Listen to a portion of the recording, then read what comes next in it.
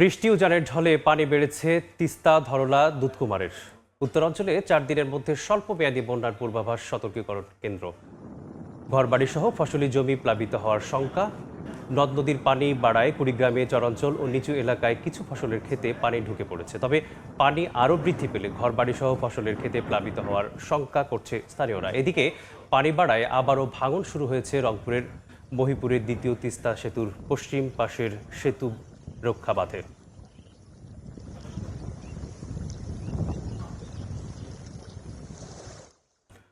পাহাড়ি ঢলে তলিয়ে গেছে সিলেটের সাদা পাথর পর্যটন কেন্দ্র। সাময়িকভাবে পর্যটকদের যাতায়াত বন্ধ রেখেছে উপজেলা প্রশাসন।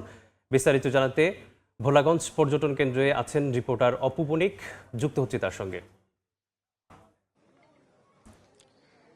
টানা বৃষ্টি এবং উজানের পাহাড়ি যে ঢলটি নেমেছিল সেই ঢলেই কিন্তু সাদা পাথর পর্যটন কেন্দ্রের যে মূল যে স্পটটি সেই স্পটটি কিন্তু পানিতে তলিয়ে যায় এবং গতকালকের যে আমরা অবস্থা দেখেছিলাম পুরোটাই ভিন্ন চিত্র ছিল। প্রায় সবগুলো স্পটই এখানকার যেগুলো ছিল সেগুলো কিন্তু আসলে একদম পানির নিচে তলিয়ে গিয়েছিল। এখন এখানকার প্রায় 50 থেকে 70টির দোকান পানির নিচে নিমজ্জিত ছিল এবং যেহেতু প্রায় গতকালকের যদি বৃষ্টিপাতের কথা যদি বলিস তো সেই ক্ষেত্রে প্রায় 75 মিলিমিটারের উপরে বৃষ্টিপাত হয়েছে। সিলেটে রেকর্ড পরিমাণ বৃষ্টি রেকর্ড করা হয়েছিল এবং আজকের যে অবস্থাটা সকাল 7টা অবধি পর্যন্ত কিন্তু তুমুল বৃষ্টিপাত হয়েছে এখানে এবং যদি আবহাওয়া অফিসের তথ্য মতে যদি বলতে চাই তো সেই দিক থেকে বিবেচনা করলে তারা যেমনটি আমাদেরকে জানিয়েছে যে প্রায় 58 মিলিমিটার বৃষ্টিপাত হয়েছে গতকাল সন্ধ্যা 6টা থেকে আজকে ভোর 6টা অবধি পর্যন্ত এবং আজকে ঠিক সকাল 7টার দিকে কিন্তু এখানে বৃষ্টিটা থেমে গিয়েছে এবং আজকে কিছুটা মেঘলা আবহাওয়া থাকলেও কিন্তু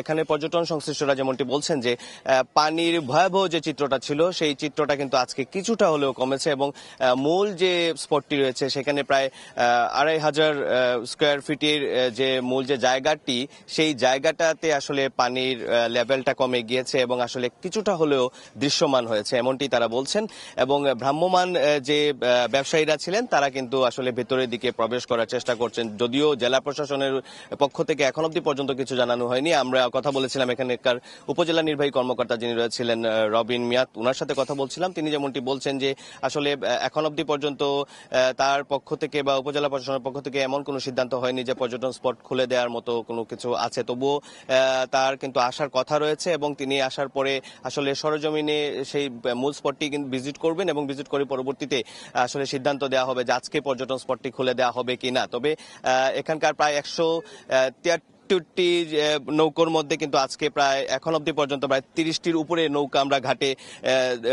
দেখেছি এবং পর্যটকরা কিন্তু এখানে আসছেন, ধীরে ধীরে ভিড় করছেন, তবুও কিন্তু তারা সবাই কিন্তু ঘাটে রয়েছে। তো শেষ যে তথ্যটা আপনাদেরকে জানিয়ে রাখতে চাই, কিছুক্ষণের মধ্যে অথবা উপজেলা নির্বাহী কর্মকর্তা এখানে আসবেন এবং পরিদর্শন শেষে আসলে জানানো হবে যে আসলে পর্যটন স্পটটা খুলে দেওয়া হবে কিনা। তো এই ছিল সিলেটের ভোলাগঞ্জ সাদা পাথর থেকে উজানের ঢলে প্লাবিত হওয়ার একদম সর্বশেষ খবরাখবর আমার কাছ থেকে। সিলেট থেকে যুক্ত ছিলাম।